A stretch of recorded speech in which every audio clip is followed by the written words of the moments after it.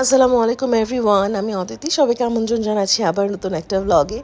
তো আমার আওয়াজ শুনে বুঝতেই পারছেন আমার আওয়াজের অবস্থা। আমার প্রচুর ঠান্ডা লেগেছে। আল্লাহর অশেষ রহমত যে শাহাবির পেটে থাকতে আমার একটুকু ঠান্ডা লাগেনি, আল্লাহ হেফাজত করেছেন। আর না হলে আপনারা যারা আমাকে শুরু থেকে দেখে আসছেন তারা তো জানেন যে আগে আমার কি ঘন ঘন ঠান্ডা লাগতো, কিন্তু আল্লাহর কি কুদরত কারিশমা যে আমি শাহাবির আমার পেটে থাকা অবস্থায় আমার একটুকু ঠান্ডা লাগেনি, আলহামদুলিল্লাহ। তো যাই হোক, আমার বর্ণা একটা মেহেদি নিয়ে এসে আমাকে বলছে যে এবার তোমার হাতে আমি এটা লাগিয়ে দিব। আমি তো অবাক যে সে পারে কি না, কারণ এত বছর বিয়েতে এই ফার্স্ট। তো যাই হোক, মাসাল্লাহ সে যাই করেছে, আমার কাছে এইটা দুনিয়ার সবচাইতে বেস্ট একটা ডিজাইন। তার এফোর্ট এইটাই তো সবচাইতে বেশি ইম্পর্ট্যান্ট, আর কি লাগে। আলহামদুলিল্লাহ, আল্লাহ মুবারক। তো এনিওয়েজ, এটা হচ্ছে তার পরদিনের ভিডিও। আমি তো মেহেদি পাতা নিয়ে আসছি। তো ব্লেন্ডারে মেহেদি পাতা বাটার সিস্টেমটা অনেক, মানে গত বছর রোজার ভ্লগে একজন আপু আমার কাছে জানতে চেয়েছিল। আমার তো আর দেখানো হয়নি, কারণ এর মধ্যে আমি আর মেহেদি পাতা মানে আনিও নি। তো প্রত্যেকের ব্লেন্ডারে দেখবেন যে আমরা যখন ব্লেন্ড করি তখন সুইচ তো আমরা ডান দিকে ঘুরাই 1 2 3 পাওয়ার পর্যন্ত, কিন্তু প্রত্যেকের ব্লেন্ডারে দেখবেন যে এই যে বা সাইডে 5 সেকেন্ডের মতো একটা মানে পালসের মতো একটা আছে, মানে এই সুইচটা বা সাইডেও একটু ঘুরানো যায় 5 সেকেন্ডের জন্য। তো মেহেদি পাতা বাটতে সবসময় সুইচটা বা সাইডে ঘোরাতে হয়। ওই ডান সাইডে পাওয়ার বাটন দিয়ে করে কোনো লাভ নেই, তাহলে মেহেদি পাতা একদমই ভালো বাটা হয় না। এই যে দেখেন, আমি এইভাবে বেটে নিয়েছি।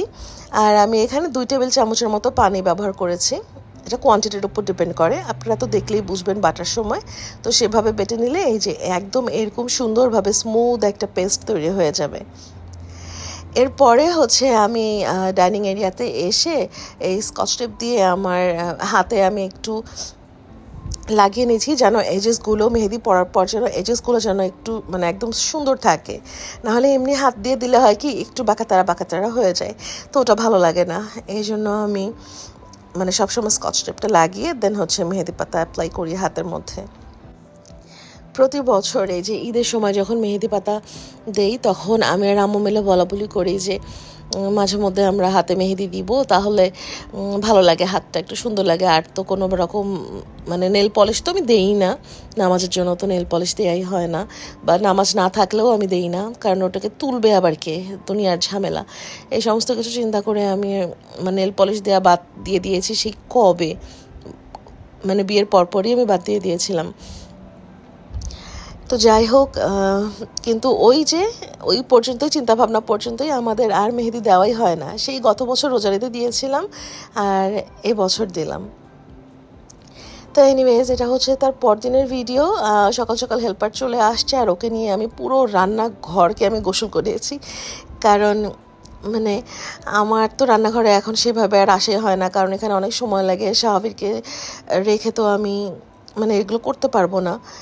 তো আমি খালি ওকে দিয়ে এগুলো করাচ্ছিলাম আর নিজে নিজে চিন্তা করছিলাম যে আল্লাহ, আমি জীবনে কোনোদিনও কল্পনাও করিনি যে আমার রান্নাঘর আমি হেল্পারকে দিয়ে পরিষ্কার করাবো কখনো।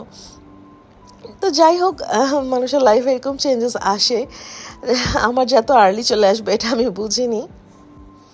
আমার নিজের কাজ নিজে করতে বেশি ভালো লাগে কাউকে দিয়ে করানোর চাইতে, কারণ কাউকে দিয়ে করালে কখনোই মনের মতো হয় না। কিন্তু তারপরও একটা কথা আছে না, যে নাই মামার চেয়ে কানা মামা ভালো। আমার অবস্থা হয়েছে এখন ওরকম। গত ভ্লগেই তো আমি বলেছিলাম যে আমরা ইনশাল্লাহ এবার ঈদ করবো ঢাকার বাহিরে। তো এই জন্যই আমি আসলে আরও বেশি তৎপর হয়ে সব কিছু পরিষ্কার পরিচ্ছন্ন করে নিচ্ছি। তার আগে এই যে দেখেন আমার মেহেদির কালার, এটা হচ্ছে ন্যাচারাল মেহেদি, এটার সাথে আমি কোনো কিছু মিলাই না, নাথিং। মাশাল্লাহ, মানে অনেক সুন্দর রং আসে সব সময়। আমার হাতে না মেহেদিতে খুব সুন্দর কালার আসে, আলহামদুলিল্লাহ। তো যেটা বলছিলাম যে হেল্পাররাও তো ছুটিতে যাবে, ও আসবে, ও কমসে কম 1-1.5 সপ্তাহ পরে আসবে। তো এই জন্য ভাবলাম যে রান্নাঘরটা পুরোপুরি আমি একটু পরিষ্কার পরিচ্ছন্ন করে ফেলি, যেন আসার পর আমাকে আর মানে আমার ঝামেলা না হয়।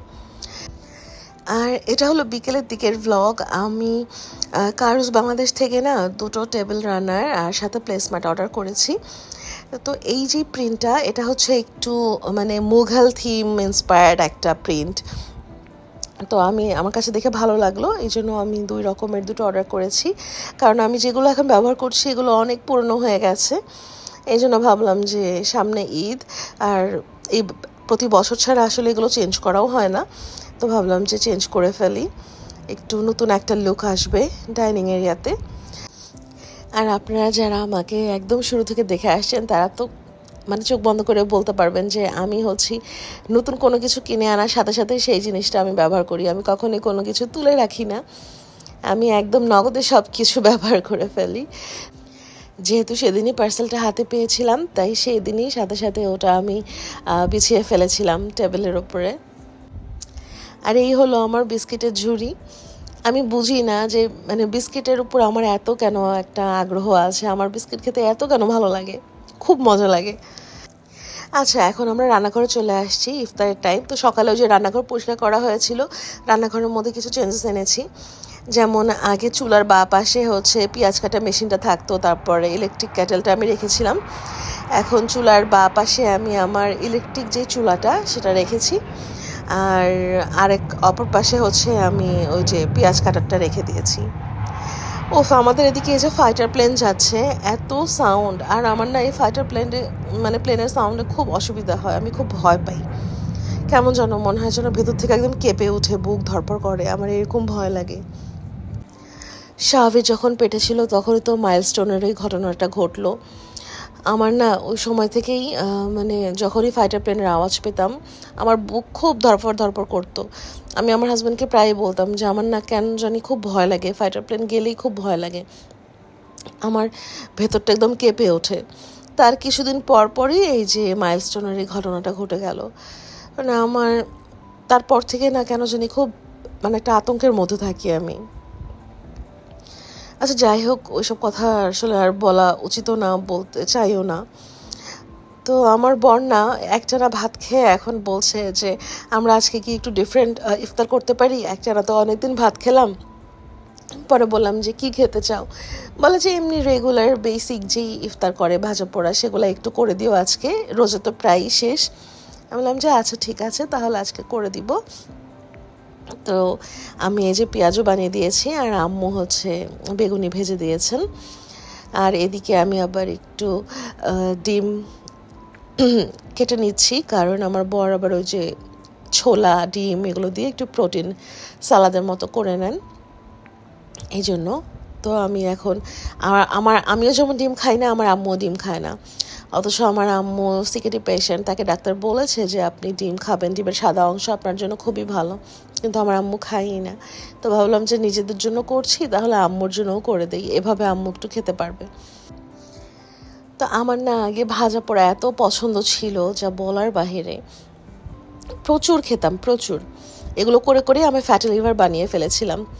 তারপরে এই যে গত বছর রোজা নাকি তার আগের বছর রোজাতে, হ্যাঁ তার আগের বছর রোজাতে যখন আমার ফ্যাটি লিভার ধরা পড়লো, তারপরে আমি নিজেকে এমনই টাইট দিয়েছি, মানে ভাজা পোড়া এমনভাবেই খাওয়া বন্ধ করে দিয়েছিলাম যে আলহামদুলিল্লাহ এখন পর্যন্ত আমার মানে লিভারটা মাশাআল্লাহ অনেক ভালো আছে। যতবারই টেস্ট করা হয় ততবারই রেজাল্ট খুবই ভালো আসে, আলহামদুলিল্লাহ, শুকর আলহামদুলিল্লাহ।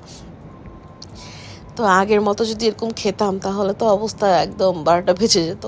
তো এই বাসায় উঠেছি আলহামদুলিল্লাহ 2 বছর হয়েছে। তো উঠার পরপরই তো আমার ফ্যাটি লিভার ধরা পড়লো, এবং তাও রোজার মাসে। আর তারপর থেকেই যে আমি ইফতারে ওই যে ভাত খাওয়ার প্রচলনটা চালু করলাম আমার জন্য, আমার বরের জন্য। এটা করেই না আমাদের মাশাআল্লাহ অনেক ভালো হয়েছে, শরীর স্বাস্থ্য ভালো থাকে। আর ভাজা পোড়া যদি খেতে মন চায় তাহলে অকেশনালি একটু মানে খেলাম, তাতে তো আর কোনো সমস্যা নেই, অকেশনালি তো খাওয়াই যায়। তো এই তো এইভাবেই এখন চলছি, আলহামদুলিল্লাহ ভালোই আছি। ও, আপনাদেরকে তো বলাই হয়নি যে আমরা এবার ঈদে কোথায় যাচ্ছি। আল্লাহ যদি সহি সালামতে রাখেন তাহলে ইনশাল্লাহ এবার আমরা ঈদ করতে রংপুর যাচ্ছি, আমার নানু বাড়ি। নানু বাড়ি বলতে এখন তো নানা নানু কেউই বেঁচে নেই, এখন যাচ্ছি আসলে মামা বাড়িতে। রংপুরে আমার 2 মামা থাকেন আর বড় খালা থাকেন। আমার মেজো খালাও থাকতেন রংপুরে, কিন্তু মেজো খালা আর দুনিয়াতে নেই, এই জন্য এখন শুধু 3 জন আছেন, বড় খালা আর 2 মামা। তো আমরা যাচ্ছি মামা বাসায়। তো অনেক বছর পরই যাওয়া হচ্ছে, 2021 সালে বোধহয় গিয়েছিলাম নাকি 22-এ গিয়েছিলাম, ঠিক খেয়াল নেই, তবে 21 বা 22 এই দুটোর মধ্যে কোনো একটা হবে। আর ইনশাল্লাহ এবার যাব, নিয়ত করেছি। তো আল্লাহ যেন আমাদের সবাইকে সহি সালামতে প্রত্যেকের গন্তব্যে পৌঁছে দেন। আল্লাহর কাছে শুধু এইটাই দোয়া করি, আমিন সুম্মা আমিন। তো ইফতারের পরে এখন তো চা বানানোর আর কোনো ঝামেলাই নেই, আমরা এই যে রেডিমেড চা খাই। আমার বরের এই চাটা খুব পছন্দ, খুবই পছন্দ।